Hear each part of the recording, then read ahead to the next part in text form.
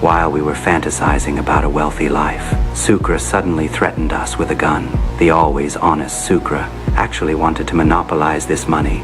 We had no choice but to hand over the money bag. But they didn't know that while Michael was arranging other things, I quietly put magazines into the money bag. What Sukra took away was all magazines, and the real money had already been taken by me. I bought a pickup truck and began fantasizing about a beautiful future. I thought of that woman who let me feel the warmth of home for the first time. Susan, her daughter, also liked me very much. We spent a warm period of time together, but later she recognized me from television and knew I was a fugitive. She quietly called the police and sent me to prison. Even so, I don't hate her, because she was the only person I truly loved. Now I have money. I want to start over. I put on my best suit, bought a bouquet of flowers, and prepared to go to her house. But when I got to the door, I discovered the house was actually for sale. I walked into the empty house and sat there alone, recalling those happy times from the past. But just as I turned around, suddenly a stick knocked me out.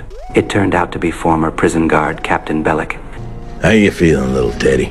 He learned from the news that someone had dug up a huge sum of money, and also learned that I often wrote letters begging Susan for forgiveness.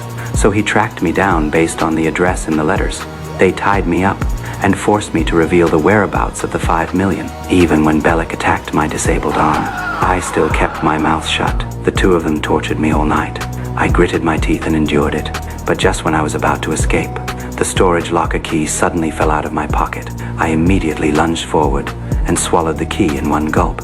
I'm gonna get that key if I have to. Actually, I had already hidden the huge sum in a storage locker at the bus station, and what I just swallowed was the only key. The helpless two had no choice but to tie me to the toilet, to make me excrete the key as quickly as possible. He even had Roy buy laxatives. The two sat on chairs eating while watching the toilet. With my scream, Bellick, who hadn't finished eating, walked over. Get the stool. What stool? The stool. After Roy's careful cleaning, they discovered it was a bus station storage locker key. They tied me to the radiator and then called the police. I begged desperately, but it was all useless. Bellick and the others soon arrived at the station and opened the storage locker. They came to a deserted place to divide the spoils. Roy took out a hammer and knocked out Bellick when he wasn't paying attention. Next time, you pick for the crap.